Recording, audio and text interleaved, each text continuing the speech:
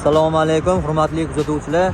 Andijonlik akalarimizdan lab bo'lib qolganda, bu laboyimizga refrigerator xaridlarini uстановка qilib, ideal ishlagan qilib berdi. Okamizdan intervyu olamiz. Assalomu alaykum. Oka, yaxshimisiz? Mazanglar.